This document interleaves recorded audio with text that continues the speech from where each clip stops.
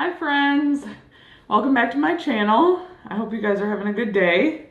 I wanted to come on here today and do a story time type video. And I wanted to come on here and just talk to you guys about it and just tell the story. I feel like most of you who are watching this probably know for the most part what happened, but I just feel like it's kind of an important, not my story specifically is important, but it's just an important message behind it, kind of, if you ask me. So I wanted to come on here and tell you guys, and then for those of you who don't know, you'll understand the full story and everything that happened. So I'm gonna get right into it because it's probably gonna be kind of long. So this all started, I want to say, like the end of August of 2018, so last year. Me and all the bridesmaids and my sister-in-law, we were all in her wedding. That was in September. So we went up north. Clyde and his family, they have cabins up north. We went up north to have like a bachelorette weekend type thing instead of just a regular bachelorette party. So we went up north, and we were gonna like float the river, which we did, and just hang out, you know, drink and stuff like that, have fun. And it's nice because they have the cabins up there so we can all stay there, whatever. So we went up, I want to say this was like towards the end of August, middle to end of August, that we went up and had this weekend, girls' weekend. And when we floated the river, like the river was pretty shallow. We had to get up out of our tubes a lot of times because the water was so low that you had to get up and walk. You couldn't even float. So when I got back home, my left leg, right at the back of my leg on my calf, like right below where your knee ties into your calf muscle, right back there, my leg started hurting pretty badly. And I have some like busted blood vessels or veins back there from when I fell off a horse when I was younger. So I kind of just thought either that was like acting up a little, which it never has before, but I didn't, you know, I just thought maybe that's what it was. Or I thought it could be that I hit my leg on something in the river because we were all drinking, like there was a lot of trees and stuff that we had to climb over and stuff like that. So I really just kind of figured that's what happened. So it was probably about a week or so, and it hurt pretty bad. And I remember, like, I told my mom about it, but I tell my mom about literally everything, so that's not a surprise. But I told my mom about it, and she's like, well, just keep an eye on it. So the pain pretty much went away over the next, like, week to a week and a half. It pretty much completely went away. And then I got my cycle, and it started hurting really bad. And I told my mom about it, and she said, you know, it's probably just those veins in the back of your leg, but keep an eye on it. She said she has varicose veins, and so does my mother-in-law, and my mother-in-law said the same thing. So I get done with my cycle, and my leg completely stops hurting. Like the day my cycle ended, my leg completely stopped hurting. So I was like, okay, that must have been what it was. That's never happened before, but you know, your body changes as you get older, so whatever. I didn't really think much of it. Then probably like within a week or two, my leg started hurting again. And it hurt really bad this time, like significantly more than the last two times that it was hurting. So I remember going into work. It must have been Wednesday. On a Wednesday, I went into work. And I told my coworker that my leg was hurting, you know, and her and I are pretty close, so she knows like the whole story. I had told her that it hurt prior to this, whatever. So I told her, you know, it's hurting again, and it's hurting pretty badly. So she suggested, you know, you should probably go see a doctor. I agreed 100%. And then the next morning, actually, I work midnights. So when I got home in the morning, Clyde was leaving to go to work, and I was standing in the doorway, and I remember vividly this happening. I remember telling him, I'm going to have to call my doctor because my leg is still hurting really bad, and I don't really know what's going on with it. So that day, I usually sleep from like 6:30 or so till 1:30 in the afternoon, somewhere around there, 1:30, 2 o'clock. So I got up and I was doing stuff around the house, and I remember I was standing in my bathroom and Buck was standing in there. It's funny how your mind vividly remembers things when something like really scary happens. All of a sudden, I got this pain, like this cramp kind of in the back of my leg. And I thought it was super weird. Mind you, prior to this, like as my leg was hurting, I've been on birth control since I was like 15. So I knew that being on birth control, especially birth control with estrogen in it, puts you at a lot higher risk of getting blood clots. So I had that in the back of my mind. And when the pain happened again, and it was just this short period, like I said, I was at work Wednesday night, told my coworker, when it happened at that time, I really was nervous that that might be what it was, that it might be a blood clot. So I'm just saying that because I want you guys to know I had it in the back of my head when this third time when the pain started again, because I'm like, this is unexplainable, like this is weird. So I was standing in the bathroom, I got this cramp in my leg right where it had been hurting, and I thought to myself, I bet you this is a blood clot. I need to go to the hospital. So I walked out and I thought, okay, I need to sit down. And then when Clyde gets home, I had just talked to Clyde on the phone prior to this, maybe 15, 20 minutes before. And he was over at his parents' house and then he was coming home. So I knew he was going to be home soon. So I thought, okay, I'll just walk out, sit down in the chair, relax. When Clyde gets here, we'll go up to the ER.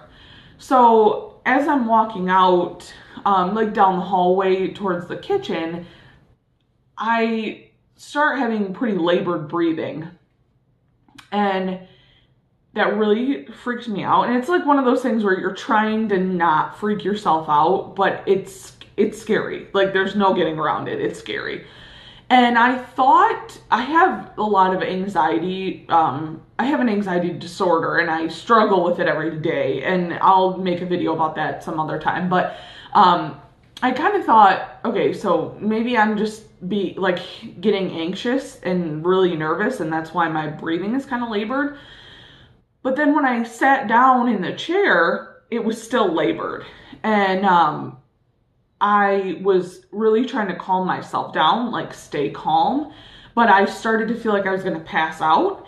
I've passed out quite a few times in my life, and not from like freaking. I don't mean that kind of pass out. I mean, like I've just passed out. I overheat really easily, and it's not just because I'm chubby, okay? I've almost passed out in the shower before. I've passed out in my parents' backyard. I've passed out while I was riding a horse because I was too hot. Like, I've passed out quite a few times in my life, so I know what it feels like when it's coming on. And usually I can do a pretty good job now of kind of stopping it and staying like coherent. So I had some apple juice sitting there. I took a drink of the apple juice because I felt like I was going to pass out.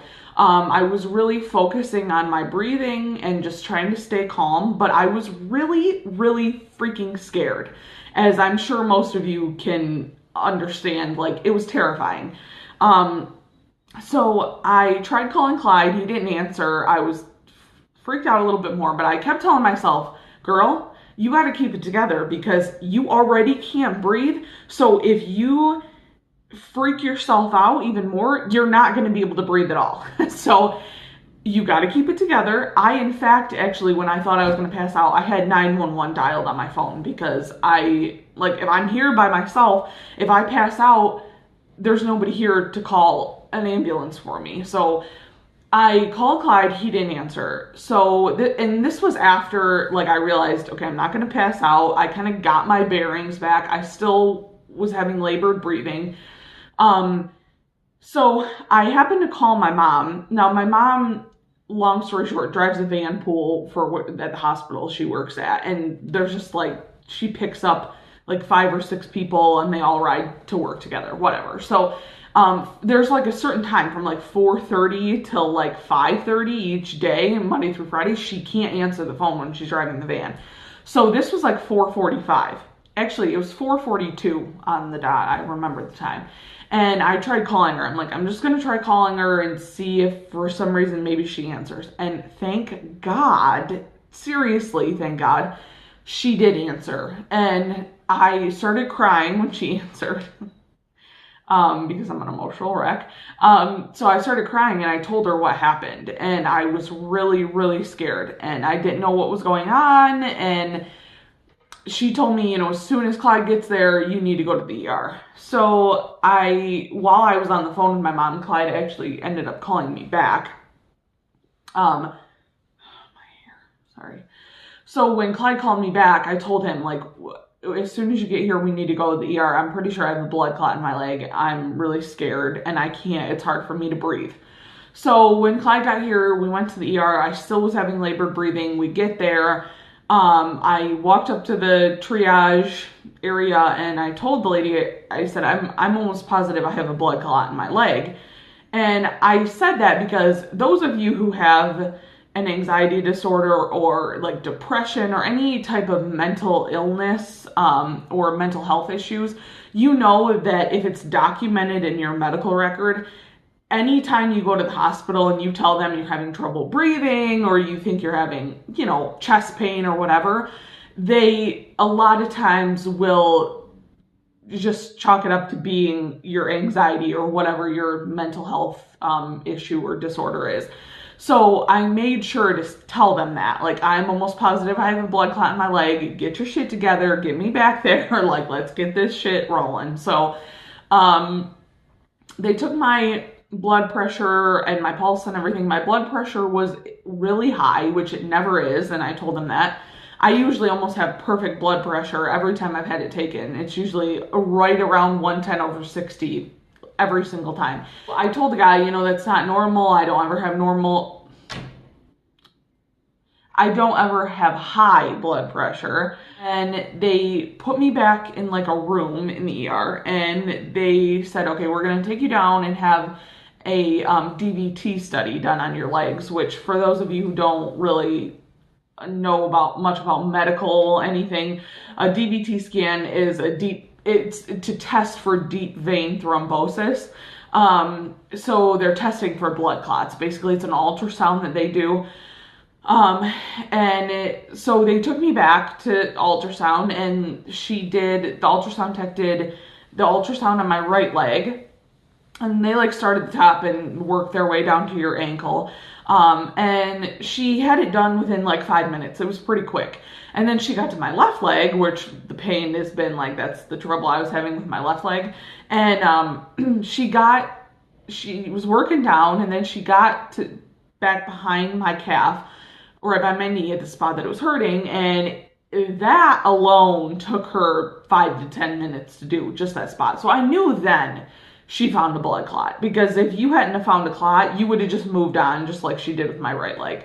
So I knew then that she had found a clot. So I was kind of mentally prepared for that, like I said, because I knew right then. So they took me back to the room, and I was pretty sure I knew what they were going to say, and that's what they said. The resident came in and told me, I have a pretty big blood clot in my leg. And of course, because I had labored breathing, they sent me to have a CTA of my chest to rule out what they call PEs. I'm sure a lot of you know what that is, but they're pulmonary embolisms. They're blood clots in your chest. So they took me down. I got the CT done. That went well, thankfully. And so I'm just going to add this part in because this is why I feel like it was kind of not extra scary, but I work in radiology. So we see these kind of studies every single day. People will come into the ER and they have CTAs to rule out PE. Every night we see this.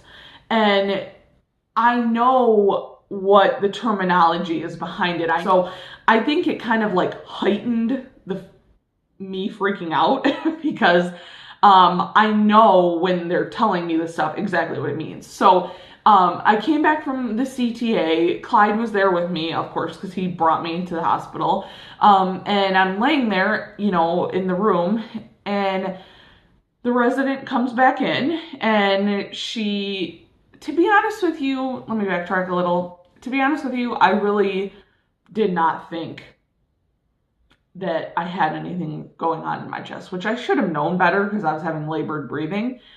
But it's just one of those things that you don't think about until it's happening to you, and then it happens and you're like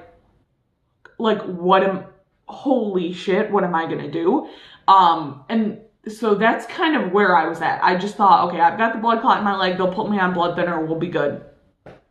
So I'm laying there after I got my CT in the room in the ER, and the resident comes in. She was this really nice younger girl. She comes in and she's like, okay, Miss Smith, you know, so we did the CT, and I'm like, yeah. And I could just tell by the look on her face something was wrong. And she said, you have acute PEs. There's quite a few of them. Right as she said it, I was mentally like freaking the F out. So I held it together, and of course, if you guys know me, this is some shit I would say. But I looked at her and I was like, okay, on a scale of 1 to 10, how scared should I be? And this poor resident is just looking at me like, girl, I don't know how to handle you. And she's like, I don't know, maybe like a 5. And I'm like, a 5? What? A 5? I'm like, oh, what the fuck? A 5? I'm like, I'm thinking she's gonna say like a 2 or a 3. No, a 5. So she walks out. She like tries to kind of comfort me. I'm like, it's okay. Like I'm all right. And she walks out, and I started to cry a little bit. I just started to tear up because it was scary, and it was very scary, and it was extremely overwhelming. Like the whole, just how everything happened so quickly. And for those, like I said, for those of you who don't really know much about anything medical, like blood clots in your chest, I think it's kind of self-explanatory, but they can easily kill you, like pretty easily. And for her to say I had multiple and they were all acute, terrifying. So I waited in the room for a little while. I called my mom and had to tell her, which I cried about again. It was terrifying. I'm not even gonna lie. I'm not gonna try to sit here and act like I wasn't scared. I was terrified.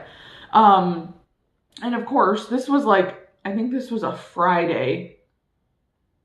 My dog is standing right outside. Buck! Hold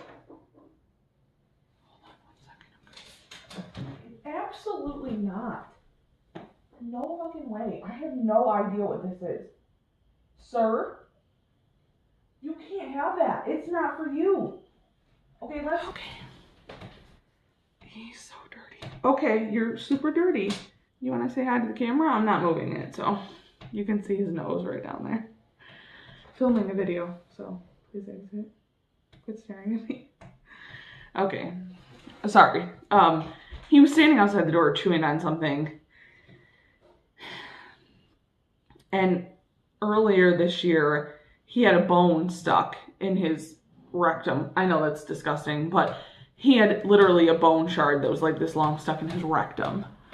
And it was terrifying. So I'm like, I'm always very vigilant of what he's chewing on, but now I'm like extra, what are you doing? Why are you doing that type thing? So anyways, I'm sorry, this was a Thursday night because I had to call off work. So this was a Thursday night that this happened. And, that weekend, I had like 4 clients booked for photo shoots. 4. The one couple that I had booked, I had already had to cancel once because of the weather, which, I mean, there's nothing I can do about the weather. But I already had to cancel with them once, and then I had to cancel with them again. I can't even tell you how I felt, how bad I felt. Like, I felt absolutely terrible for these people. And then there was 3 other people that I had to cancel with, and I just felt so bad. But I couldn't even walk, and I had to stay in the hospital. I was being admitted, so there wasn't anything I could do, and they were totally understanding, but I just felt bad. So I called my mom, told her what was going on. I texted like my sister and I think like my grandma and stuff, and just told them what was going on. Our family has like a group chat, like text messaging group chat. So I think I sent it in that or whatever, but we waited there. They put me on, what the heck is, I know what this medicine is called, and I'm just, heparin, right? I think that's what it's called.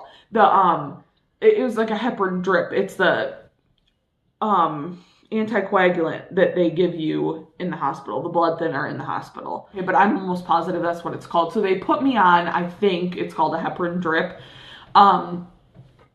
And shortly after that, like I was probably laying there for maybe an hour, and if you're in the ER, an hour is short.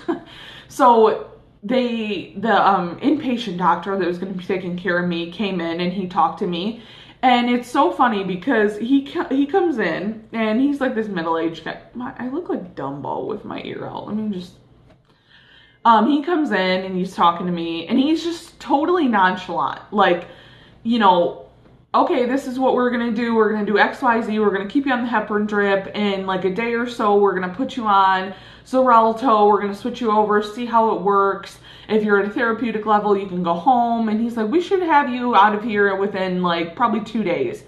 And I'm like laying there because the resident, bless her heart, like, and it wasn't her fault, but I think just the way she was talking, it made it seem like it was a lot scarier than this attending doctor did. And I said to him, I'm like, how scared should I be? And he's like, look, I understand you're scared. He said, you have every reason to be scared. He said, but we deal with these every single day. He said, you're at the best place for it, which I knew I was. He said, you're at the best hospital you can be in. He said, we are going to take care of you. You will be fine. So that made me feel a lot, like, obviously a lot better. Because I feel like I was just a lot more reassured when he talked to me about it. So, I was in the holding area in the ER all night because they didn't have any open beds up on the floor. So I was in the ER all night. I had a heart monitor on and everything. My roommate that I had she was this older lady and she was so sweet. And I just loved her. Because I was in the, like in the bed closest to the door to get out. So she would have to walk past me to go to the bathroom or anything. And she was so sweet. And every time she'd walk past me, she would say hi to me. And she'd ask me how I was doing and stuff. She was just so nice. And I was only in the hospital for I think like 2 days.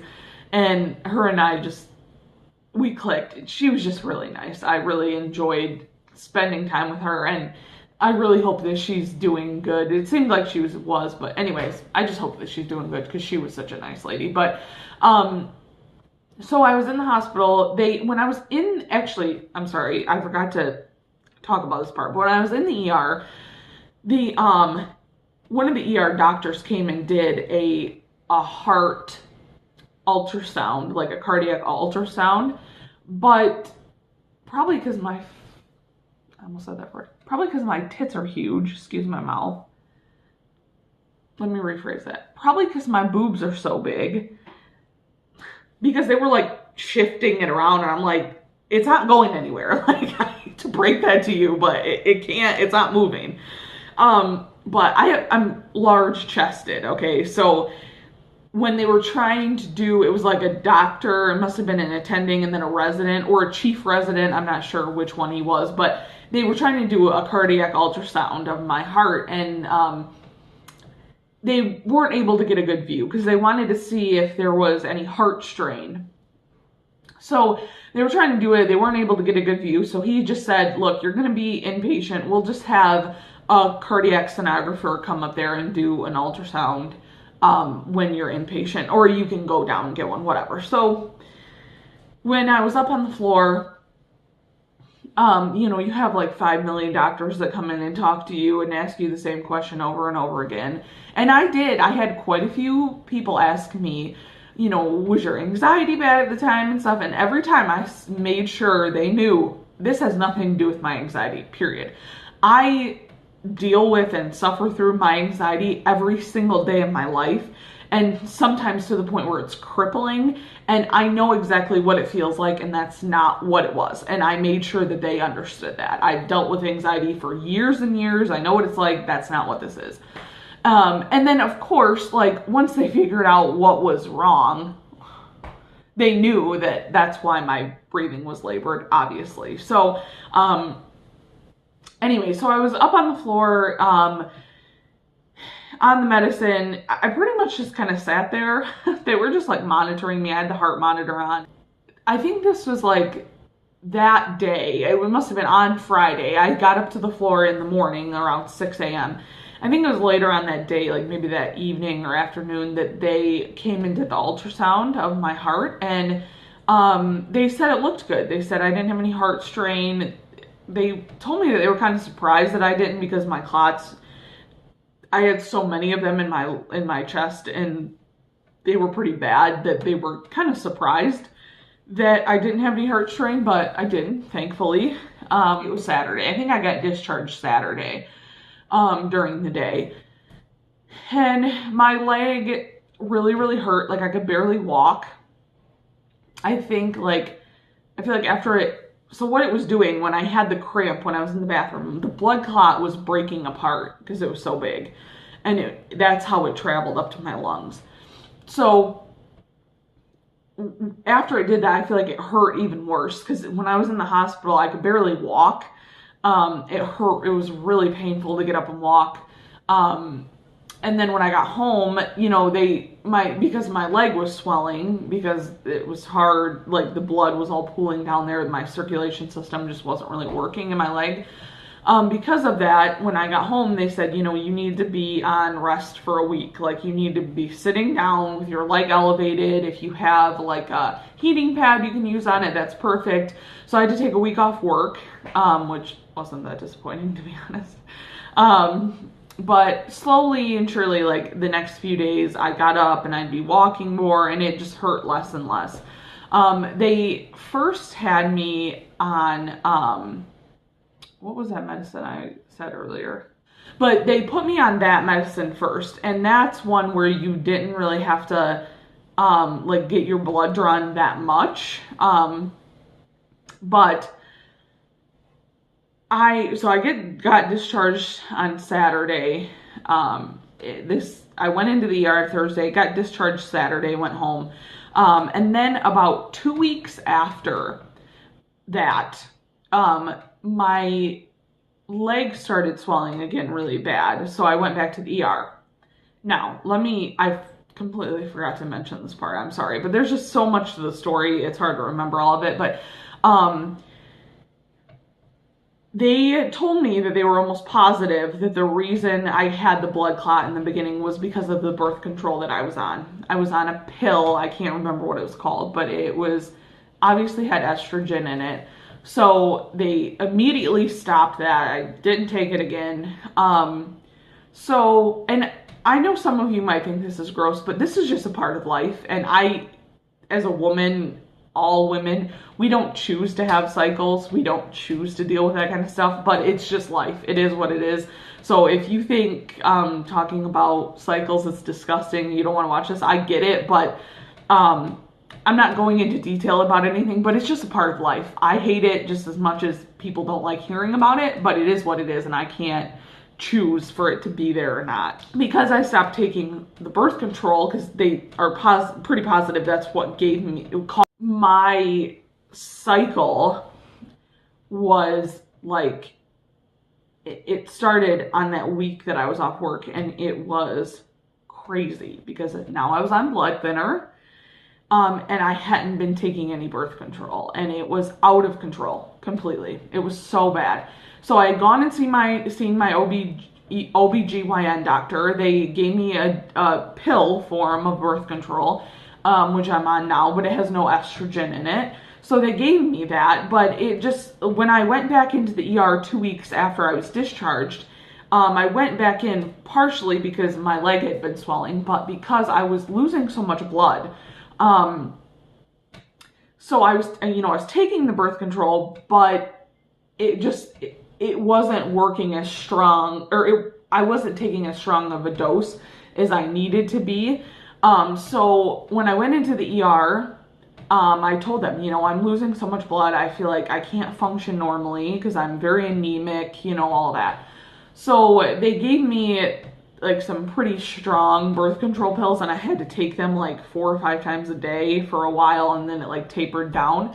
But when I went in there and they looked at my leg too, they said, because my leg was still swelling really bad, and they said, well, the blood clot in your leg is really big. So we don't, the doctor said we usually tell people like 2 weeks to see some progression. At that point, it had been 2 weeks. And he said that. He's like, but it's been 2 weeks and you're still having trouble. And he said, I think it's just because the blood clot in your leg was so big that it's just going to take it longer than it normally would if it wasn't as big. So I had gone in for that. And then, the cycle thing, it figured itself out. I took all those birth control pills. It was fine. So after that, like, my leg still swells. Because it's the end of March, beginning of April. I don't know what the date is. Please excuse me. I think it's like the beginning of April. But, end of March, beginning of April now, and it still swells sometimes. It's doing a lot better, but it still swells sometimes. One of the big problems is that I sit at a desk for 9 hours a day, and I do get up and walk, but I can only do that so much because my job is at the desk. So I can only get up and be away from my desk so much. So I try to get up and walk around as much as I can. I've been like trying to exercise more because I need to lose a lot of weight. I've gotten really, really fat over the last couple of years. But yeah, I need to lose weight just for my health, but also because I need to keep my leg moving. So other than that, I've been doing good. I am now on warfarin, which kind of sucks. I have to get my INR tested every 2 weeks because for whatever reason, they've had to change my dose like numerous times because it won't just level out. It keeps changing. It'll go up and my INR level, it'll go up and it'll go down. It's supposed to be between 2 and 3. And it'll go up and it'll go down. And it'll go up and it'll go down. So they've changed my dosage a lot. But I wasn't a Xarelto, that's what it's called. Sorry. I was like, I don't know why I can't think of the name. When I was on the Xarelto, they had to take me off of it. When I went back into the ER, like I was just telling you guys, when I went back that time, they checked my INR and it was like super low. So they had to change my medicine, of course. And when they changed my medicine to the warfarin, I had to do these injections in my stomach. So like, I think it's similar to somebody who is a diabetic, how they have to give themselves insulin injections.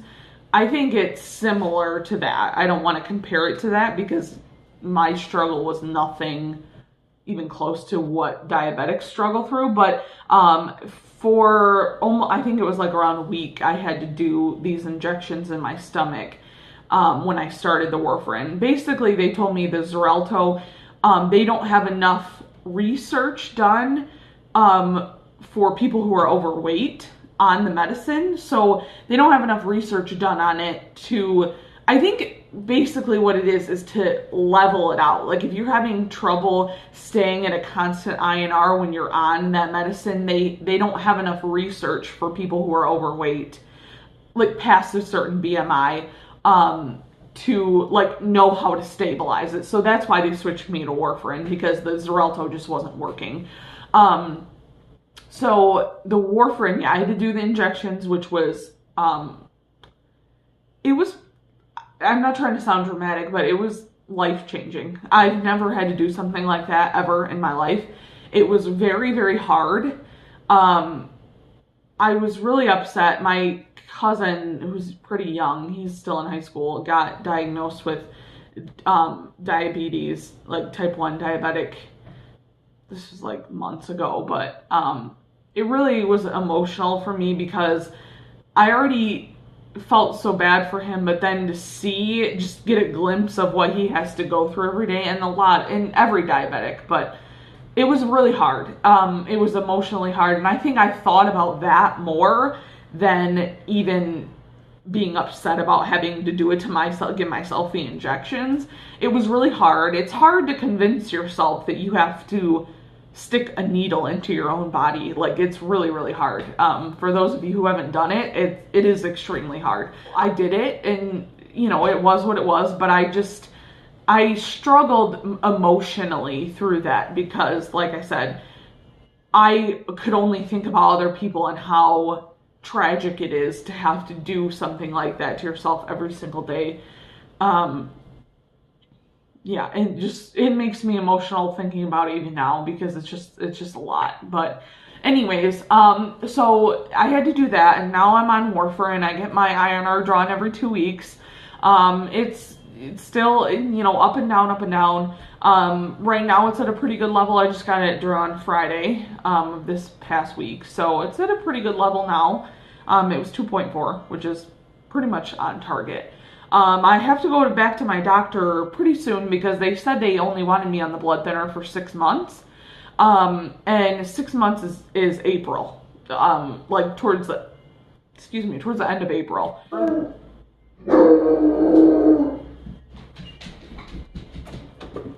Not this again. The mailman. I can't say the time, but I think the mailman was just dropping off the mail, and he's like a nutcase. So I'm sorry about that. I need to go and talk to my doctor and figure out like what the course of action is over the next month or so. But yeah, I wanted to come on here and tell you guys this story. I know it's really long, and I'm sorry for that, but it's just a long story. But I wanted to tell you guys about this because it's really important to listen to your body, and when your body is telling you that something is wrong, it's important. There was little things that happened when I had the leg pain in the beginning that I could totally, I first thought, oh, I hit my leg in the river when we were doing the river flow. And then I thought, okay, I'm on my cycle, that's why. Like, there was different things that would explain why I had this leg pain in the beginning. But when that happened and I had the labored breathing and stuff, it's so important for you to listen to your body and to know what it just feels wrong, like this is wrong. And also, if you're somebody who has mental health disorder, or you suffer from mental illness, it is important when you know that there's something wrong with your body and it's not just your mind playing tricks on you, when you know that for sure, it is important to make sure that you are adamant about that fact. I think a lot of times we go into the doctor and, doctors will say sometimes, and I love doctors, don't get me wrong, I'm not trying to badmouth any doctor because they're incredible. But, sometimes they try to just, it was your anxiety, or, it was your depression and you're just overthinking it. No. When there's something wrong with your body and you know that there's something wrong with your body, it is important to stand up for yourself and put your foot down and tell them, I know my body. I live in it every single day. I know what is this and what is that, and I know when something is not normal. And I told them, because a lot of people asked me, I knew that this was not my anxiety. It had nothing to do with my anxiety. I knew it. It's really important. When you know that there's something wrong with your body, go to the doctor. Go see the doctor. Go talk to them. Tell them what's wrong, and tell them if they bring that up, that it has nothing to do with that. It's really important like I said, to listen to your body and to know when things don't feel right, and to not put them off, because it's not going to get any better when you put them off. Prime example.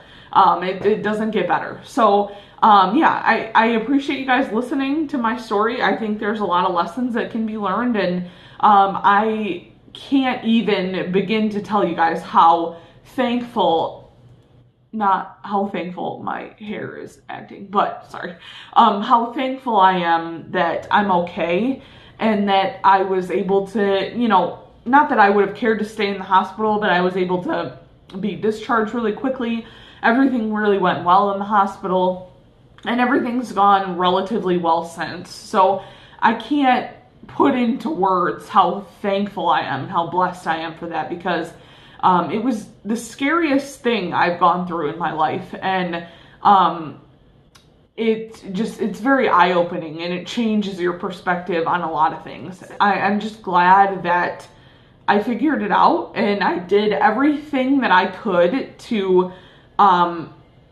assist with my treatment plan, and I did everything the doctors told me to do. That's extremely important too. So yeah, I wanted to come on here and tell you guys my story.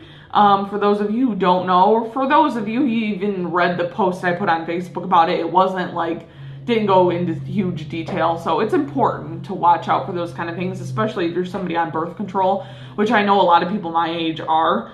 I'm 20, I'll be 25 in June. So I know a lot of people my age are, so it's important. You need to listen to your body and just be careful. So thank you for rocking out with me this whole time. It's a long ass video, and I'm sorry about that, but I hope you guys enjoyed it and maybe took something from it. So yeah, thanks for watching, and I'll see you guys on the next video. Bye guys.